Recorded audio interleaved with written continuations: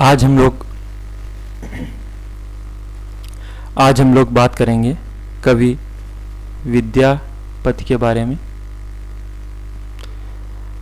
विद्यापति पर आने से पहले मैं ये बताना चाहूँगा कि आदिकाल पर बात करते समय हम लोग बात करते हैं जैन साहित्य के बारे में, हम लोग बात करते हैं सिद्ध साहित्य के बारे में, हम लोग बात करते हैं नाथ साहित्य के बारे में, और जो वीर गाथात्मक काव्य हैं इनके बारे में हम लोग बात करते हैं। ठीक है, तो जैन साहित्य हो गया, सिद्ध साहित्य हो गया, नाथ साहित्य हो गया, इनके ऊपर आचार्य रामचंद्र शुक्ल द्वारा यह कहा गया इनके बारे में कि ये जो रचनाएं हैं ये केवल धार्मिक आख्यान मात्र हैं, और ये जो रचनाएं इनको धार्मिक आख्यान मात्र कहकर खारिज कर दिया गया, हिंदी साहित्य में स्थान नहीं दिया गया। उधर दूसरी तरफ जब आचार्य हजारी प्रसाद द्विवेदी आते हैं तो आचार्य हजारी प्रसाद द्विवेदी कहते हैं कि अगर इनको आप धार्मिक आख्यान मात्र कहकर बाहर कर रहे हैं तो पूरा भक्तिकाल भी धार्मिक आख्यान मात्र है, उसमें भी धर्म की बातें की गई हैं। भाई तुलसीदास लिखते हैं तो श्री रामचरितमानस लिखते हैं, राम जी के बारे में लिखते हैं, भाई राम की आराधना कर रहे हैं वो। सूरदास जी कृष्ण की लीलाओं के बारे में लिखते हैं। ऐसे ही जायसी प्रेम मार्गी, कबीर ज्ञान मार्गी रचनाएं इत्यादि करते हैं। तो आचार्य हजारी प्रसाद द्विवेदी कहते हैं कि इनको भी हिंदी साहित्य से बाहर कर दिया जाए, इनको क्यों स्थान दे रखा है। तो कुल मिला के आचार्य रामचंद्र शुक्ल और आचार्य हजारी प्रसाद द्विवेदी में मतांतर है, दोनों के मत आप देखेंगे कि अलग अलग मिलते हैं। खैर, तो जैन साहित्य हो गया, सिद्ध साहित्य हो गया, नाथ साहित्य हो गया, और वीर गाथात्मक साहित्य हो गया। अब वीर गाथात्मक साहित्य तो वीर गाथा काल या जितने भी चारण कवि थे, जितने भी आश्रय दाता राजा के संरक्षण में जो कवि रह रहे थे, उन्होंने अपनी रचनाएं लिखी। लेकिन आदिकाल जो है, इन चार तत्वों के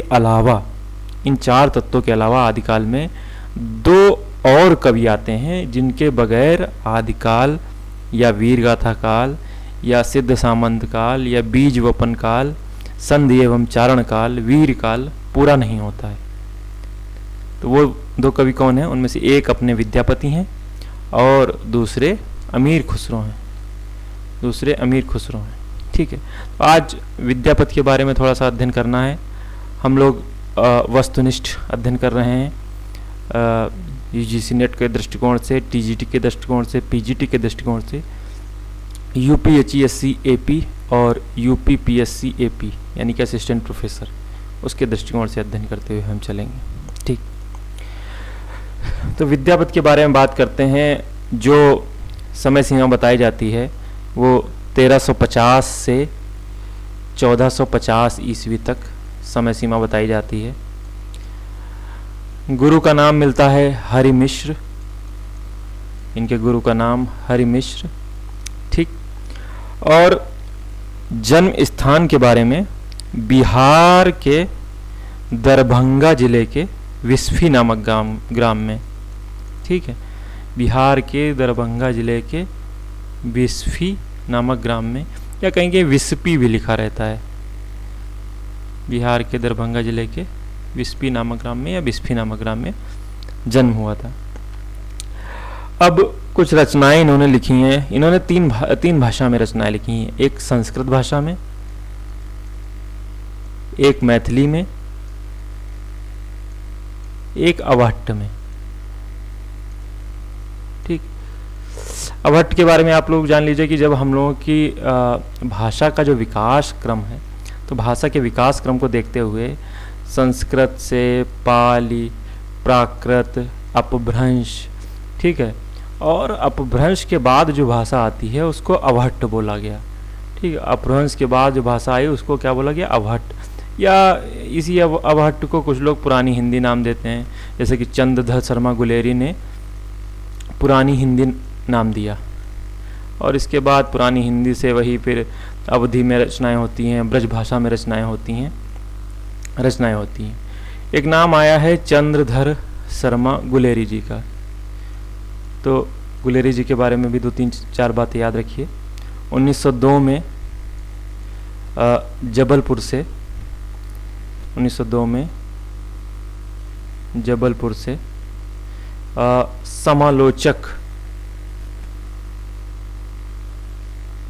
समालोचक नामक पत्र निकाला था चंद्र शर्मा गुलेरी ने, और 3 कहानियाँ लिखी हैं चंद्र शर्मा गुलेरी ने। 3 कहानियाँ बड़ी बड़ी प्रसिद्ध हैं। जो प्रेमचंद युगीन कहानी युग है, जिसमें प्रेमचंद कहानियों को नया आयाम देते हुए दिखाई देते हैं, उससे पहले की जो 2-3 प्रमुख अच्छी कहानियाँ हैं, वैसे अच्छी कहानियों की मैं बात कर रहा हूँ, तो उसमें से चंद्र शर्मा गुलेरी की उसने कहा था नामक कहानी, उन्होंने 3 कहानियाँ कौन कौन सी लिखी ये जान लीजिए। पहली कहानी लिखी उसने कहा था, फिर दूसरी है सुखमय जीवन, तीसरी है बुद्धू का कांटा। उसने कहा था कहानी 1915 में आई, 1915 ईस्वी में लिखी गई, और फ्लैशबैक पद्धति या पूर्व दीप्ति पद्धति जिसको कहा गया, उस पूर्व दीप्ति पद्धति पर आधारित ये कहानी लिखी गई। तो चंद्र शर्मा गुलेरी की ये 3, और 1-2 बातें याद रखिए कि 2 बड़े अच्छे निबंध लिखे कि मारिस मोहि कुठाओं और कछुआ धर्म। तो मारिस मोहि कुठाओं और कछुआ धर्म नामक 2 अच्छे निबंध गुलेरी जी ने लिखे। ठीक है, अब ये देखिए कि हम लोग बात कर रहे थे विद्यापति के बारे में, और बात कर रहे थे कि कौन कौन सी रचनाएं उन्होंने लिखी संस्कृत में, मैथिली में और अवहट्ट में। अवहट्ट में जो रचनाएं उन्होंने लिखी वो हैं कीर्तिलता, बड़ी प्रसिद्ध रचनाएं हुई कीर्तिलता और कीर्ति पताका।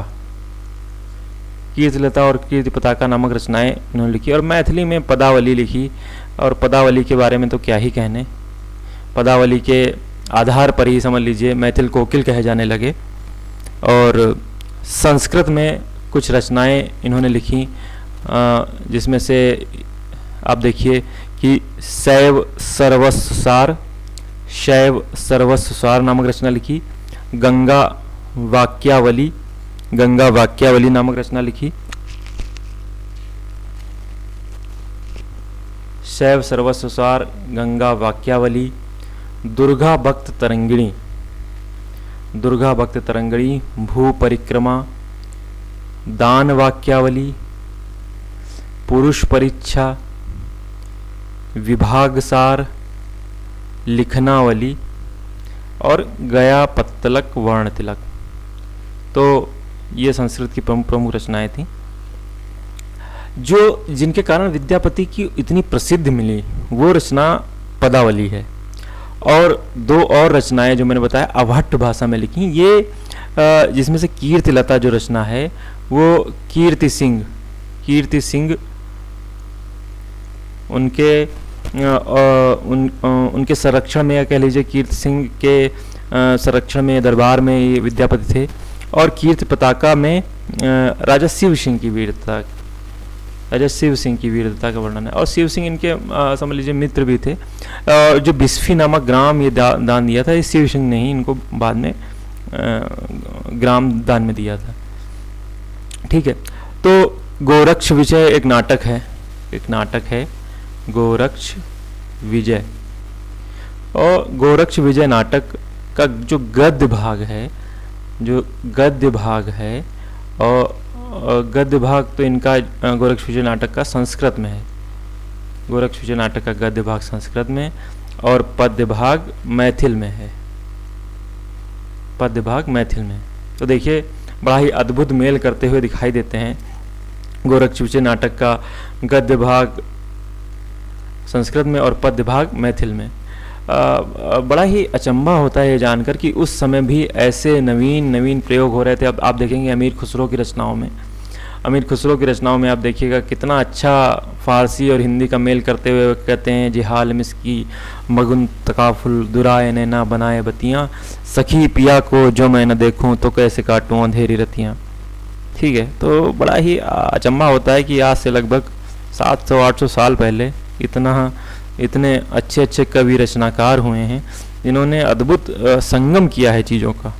ठीक है, अब देखिए हम लोग अब आते हैं विद्यापति के बारे में जान लिया, विद्यापति के गुरु के बारे में जान लिया, उनका जन्म स्थान के बारे में जान लिया, किस किस भाषा में रचना की गई, और मैथिली भाषा और अभट्ट भाषा के बारे में जो प्रसिद्ध पंक्ति है वो तो सब लोग जानते ही होंगे कि देसिल बाना सब जन मिठा तब तैसो जंपो अभट्टा, कि उसका पूरा क्या है कि सक्के बानी भोजन भावई पावो पाओ रस कोई मम्म न पावई, और देसिल बाना सब जन मिठा तव तैसन जंपो अभट्टा।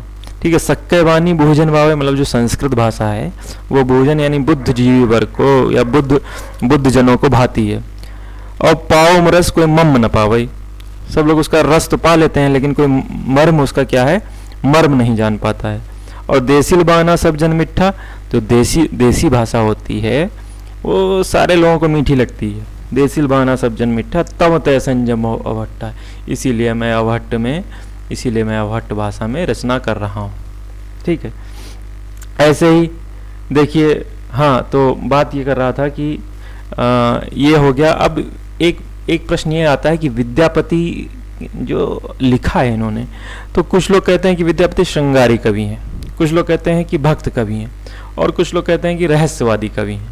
तो तीनों के अलग अलग मत हैं। तीनों मतों को हम लोग देखेंगे कि किसने रहस्यवादी कहा, किसने भक्त कवि कहा, किसने श्रृंगारी कवि कहा।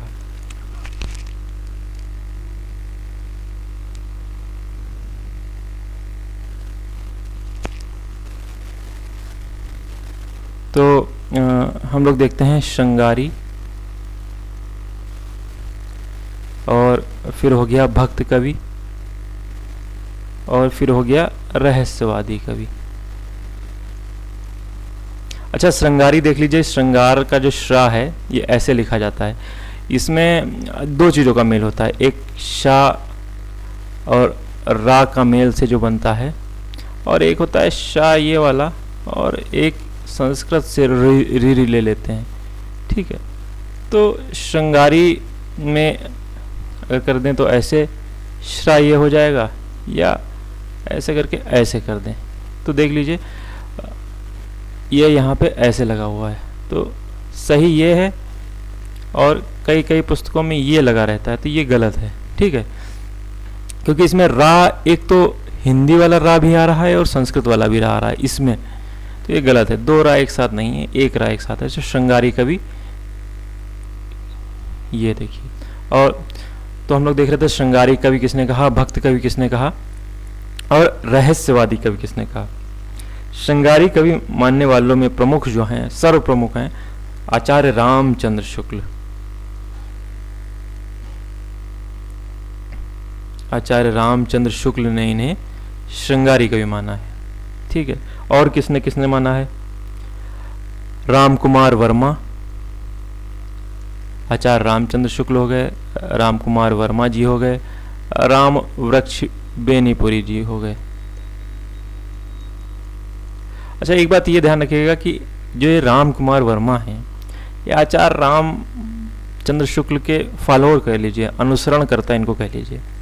जैसे कि आचार्य हजारी प्रसाद द्विवेदी और आचार्य रामचंद्र शुक्ल में पर्याप्त मतभेद दिखाई देता है हर चीज़ को लेके, चाहे वो भक्ति काल की शुरुआत के बारे में बात कर रहे हों, चाहे वो कबीरदास का हिंदी साहित्य में स्थान निरूपण की बात कर रहे हों, और चाहे यही बात कर रहे हों कि अभी मैंने जो पहले मैंने बताया कि उसमें पर्याप्त मतभेद था। ठीक है, तो वैसे ही राम कुमार वर्मा जो है रामचंद्र शुक्ल के अनुगामी हैं, अनुसरण करता है। ठीक, और देखिए हरप्रसाद शास्त्री,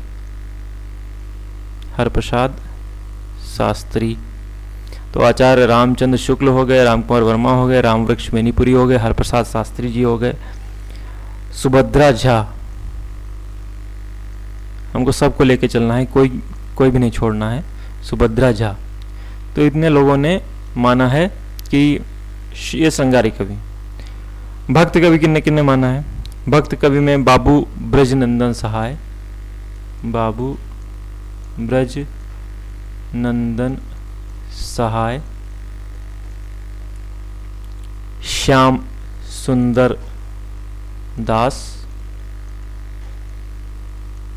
और आचार्य हजारी प्रसाद द्विवेदी।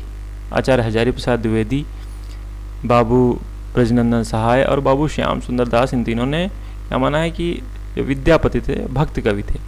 रहस्यवादी कवि किसने माना है? George Grierson. George Grierson.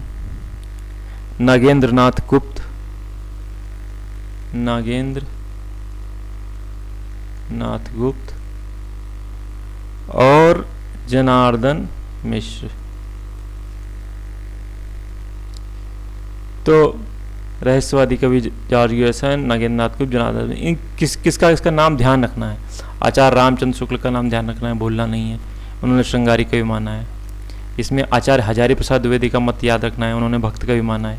और इसमें जॉर्ज ग्रियर्सन का नाम पक्का याद रखना है कि उन्होंने रहस्यवादी कवि माना है। इन तीनों का नाम याद रखना है, इन तीनों का नाम भूलना नहीं है। फिर आगे देखिए कि ये हजारी प्रसाद द्विवेदी हैं, इन्होंने विद्यापति को कहा है कि ये श्रृंगार रस के सिद्ध वाक कवि हैं। श्रृंगार रस के सिद्ध वाक कवि हैं, सिद्ध वाक कवि हैं। किसने कहा है?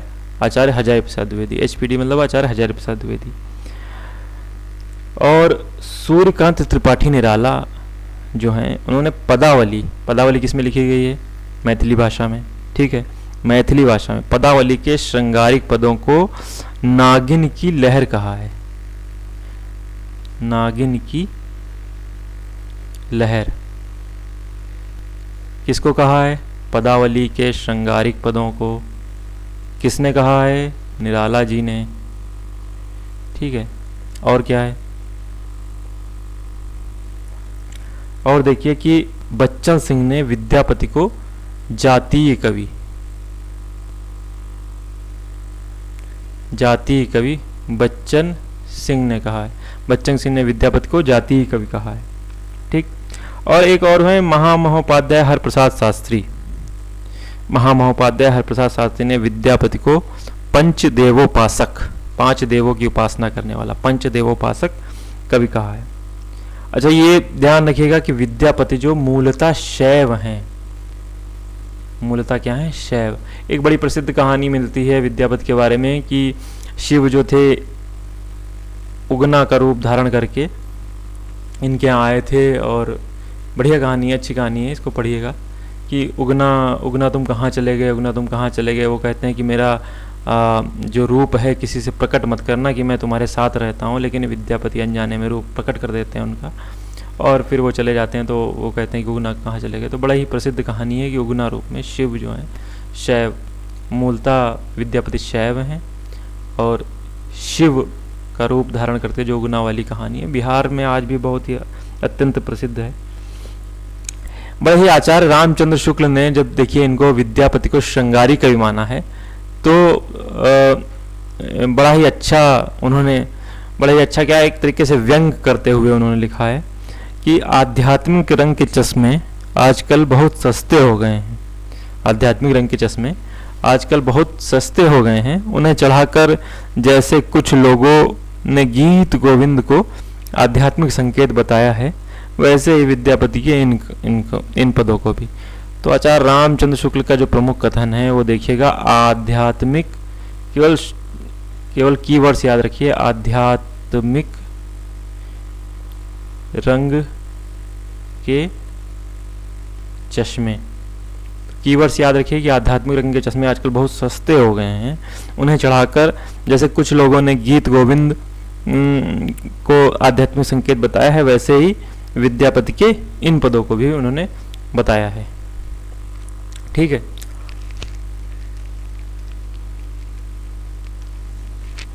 अब देखिए कि विद्यापति की कुछ प्रमुख उपाधियां पूछ ली जाती हैं कि विद्यापति की उपाधियां प्रमुख कौन है। तो अभिनव जयदेव, अभिनव जयदेव एक उपाधि हो गई। कविशेखर,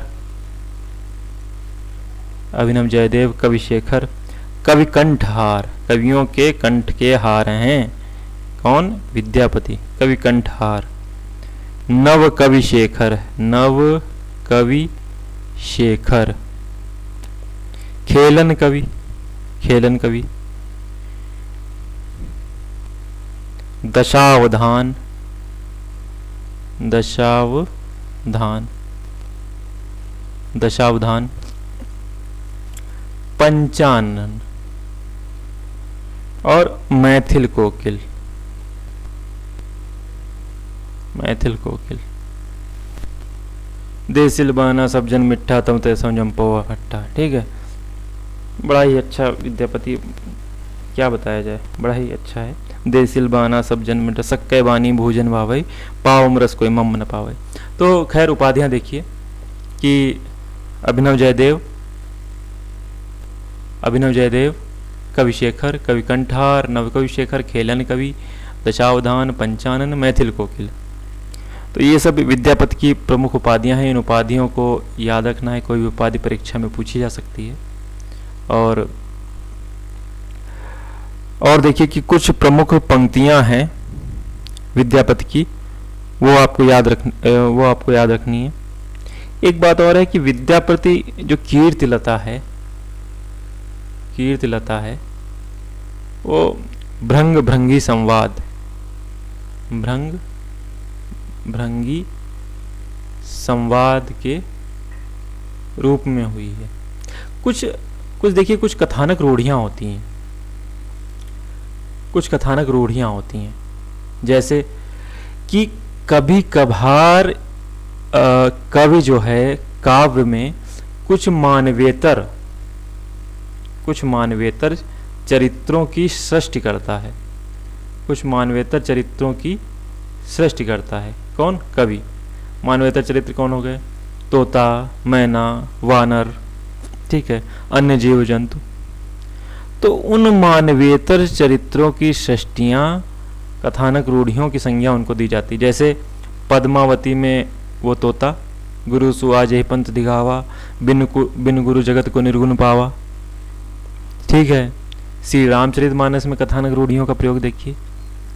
ऐसे ही आप कीर्तिलता की जो रचना है वो भृंग भृंगी संवाद के रूप में हुई है। कथानक रूढ़ियों को आप लोग ध्यान रखिएगा कि कथानक रूढ़ियाँ क्या होती हैं। मानवेतर चरित्रों की सृष्टि बेसिकली कथानक रूढ़ियाँ हैं। कई महान कवियों ने इनका, समझ लीजिए, प्रयोग किया है। तो विद्यापति की कुछ पंक्तियाँ जो है आपको याद रखनी है।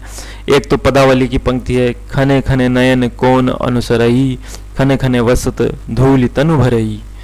तो ये याद रखनी। एक और पंक्ति है कि सरस बसंत समय भल पावल दक्षिण पवन वह धीरे, और सपन हो रूप बचन एक भाषी मुख से दूर करु चीरे। तो दो पंक्तियां याद रखनी। एक बड़ी ही अच्छी पंक्ति है, पुरुष कहानी हो कहूँ जसु पत्थावे पुण्य।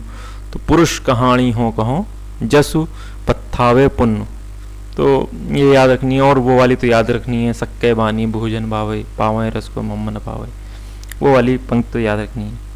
और ये भी कहा जाता है कि हिंदी में विद्यापति को कृष्ण गीति परंपरा का प्रवर्तक विद्यापति हैं हिंदी में। भाई देखिए, सूरदास को जो परंपरा मिली, जो कृष्ण की वो लीलाएं करते हैं, भाई उनको कहीं ना कहीं से परंपरा तो प्राप्त हुई है। ठीक है, ये परंपरा किससे हुई? कहा जाता है कि जयदेव और चंडी जयदेव, इनसे होते हुए, विद्यापति से होते हुए ये सूरदास को प्राप्त हुई। अच्छा, परंपरा शब्द आया है तो बड़ा ही अच्छा है। परंपरा से आप लोग देखिए कि आचार्य रामचंद्र शुक्ल हैं एक तरफ कौन है? आचार्य रामचंद्र शुक्ल, और एक तरफ हैं आचार्य हजारी प्रसाद द्विवेदी। ठीक, एक तरफ है आचार्य रामचंद्र शुक्ल, एक तरफ है आचार्य हजारी प्रसाद द्विवेदी। अब आचार्य रामचंद्र शुक्ल जब अपने इतिहास ग्रंथ को उठाते हैं तो वो किसके बारे में ज़्यादा बात करते हैं? आचार्य रामचंद्र शुक्ल को आप देखिएगा कि आचार्य रामचंद्र शुक्ल प्रवृत्तियों के बारे में ज़्यादा बात करते हैं, टेंडेंसी के बारे में ज़्यादा बात करते हैं। किसके बारे में? टेंडेंसी। टेंडेंसी क्या है? और जबकि आचार्य टेंडेंसी कह लीजिए, या कह लीजिए झुकाव कह लीजिए, या प्रवृत्ति कह लीजिए। जैसे कि प्रवृत्ति कहने से मेरा आशय क्या है ये मैं स्पष्ट कर दूं। जैसे कि आचार्य रामचंद्र शुक्ल ने 12 ग्रंथों के आधार पर वीर गाथा काल को वीर गाथा काल का या आदिकाल को वीर गाथा काल कहा। तो उन्होंने कहा कि चूंकि इन रचनाओं में बहुलांश में वीर गाथात्मक काव्य की प्रवृत्ति ज़्यादा है, ठीक है, तो उन्होंने उसको वीर गाथा काल नाम रख दिया। ऐसे ही वो अपना जब इतिहास की शुरुआत करते हैं, जबकि प्रत्येक देश का साहित्य जनता की चित्तवृत्ति का संचित प्रतिबिंब होता है।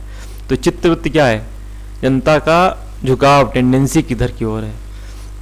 तो आचार्य रामचंद्र शुक्ल बात करते हैं प्रवृत्ति की। वहीं बात जो आचार्य हजारी प्रसाद द्विवेदी हैं वो परंपरावर्ती आदमी हैं, ठीक है, वो परंपरावर्ती आदमी। वो कहते हैं कि जो भक्तिकाल हमको जो मिला है, जो ना कबीर में जो थोड़ा सा अक्खड़पन दिखाई देता है, वो किससे लेते हैं? गोरखनाथ लेते हैं, नाथपंथियों से लेते हैं। और परंपरा की ये बात करते हुए वो भक्तिकाल को जोड़ते हुए कहते हैं कि भक्तिकाल का धार्मिक साहित्य भी जैसे हिंदी साहित्य में इतिहास उसको मिला है, हिंदी साहित्य के इतिहास में स्थान उसको मिला है, वैसे ही जो जैन साहित्य है, नाथ साहित्य है, सिद्ध साहित्य है, वो भी हिंदी साहित्य का एक अभिन्न हिस्सा है। तो परंपरा की बात, हिंदी साहित्य का भक्तिकाल की जो परंपरा है वो वहीं से, उसकी ऊर्जा वहीं से निसृत होती है, ठीक है। और कबीर के बारे में लिखते हुए पूरा एक अलग से पुस्तक ही लिख डाली कबीर नाम से आचार्य हजारी प्रसाद द्विवेदी जी ने।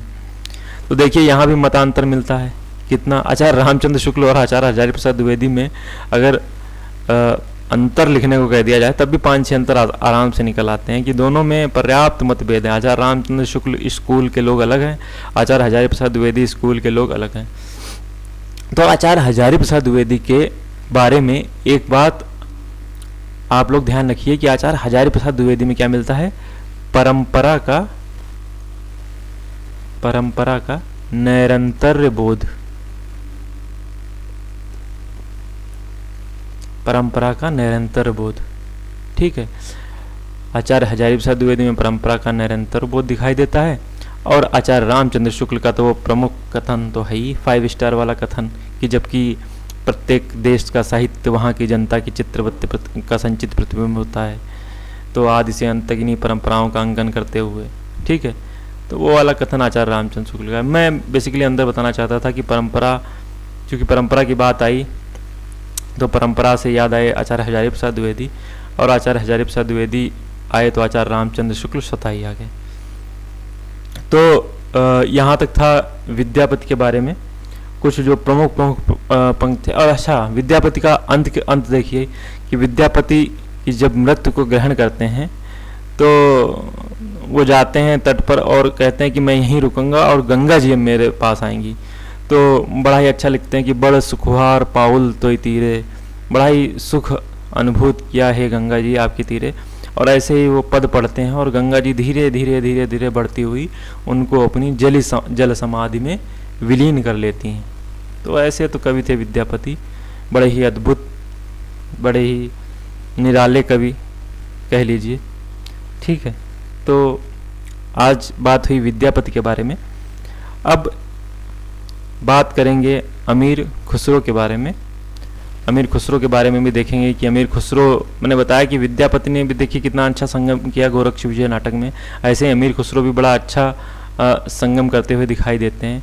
तो आगे जारी रखेंगे बात अमीर खुसरो के बारे में, ठीक है।